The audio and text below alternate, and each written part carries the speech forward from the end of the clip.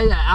Det er bare, at man er ligeglad. Altså, Og det er der er solskin, og man kan ligge sig ud på græsset, man kan gå i genbrugsbutikker, og man kan se noget god musik og sådan noget. Man kan gå og uanset hvad, så er folk ligeglade. Ja, og man kan få lige hvad man vil af mad.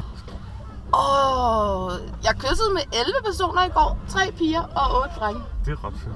Ja. Ej, det gjorde du ikke. Hvad nu? Nu er toilettet.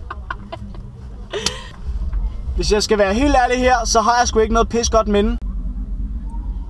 Der er mange. Synet af dig med i bunny-kostyme op til Mew sidste år. Jamen, der var 2 pigerne på Mew sidste år, det var simpelthen for fedt. Altså kaninkostyme, og så bare give den gas, og jeg måtte alt. Bedste minde på Roskilde. Bedste minde? det var da en af mine gode venner, som også var med sidste år. Kevin Lind, shout out. Han blev rigtig, rigtig fuld. Og det var så, at han blev også rigtig, rigtig skæv.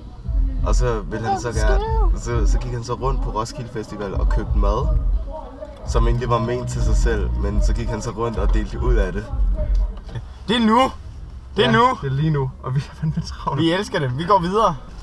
Ja, jeg kan jo ikke rigtig sige, at der er sket noget mega vildt indtil videre, bortset fra at vi sidder i kø i 8 timer, og det var ikke så vildt. Har jeg fået en sms? Det er sådan noget fuglekider, jeg har. Okay. Men det bedste Roskilde-minde. Det er vist dig, der tager den, tror jeg. Så tjekker lige med sms. Ej, prøv nu det. Ja, okay. Det er bare lige, hvis der er nogen, der er døde eller sådan noget. Det kan man aldrig vide.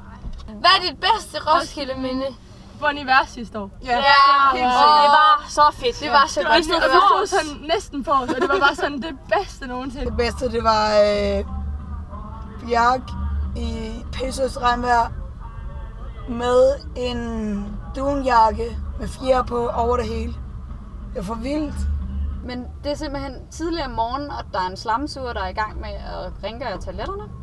Og det, der så sker, det er, at der kommer en fyr skrigende, løbende ud af toiletterne med bare røv, hvor han bare udbryder: hjælp, jeg bliver suget af slamsugeren.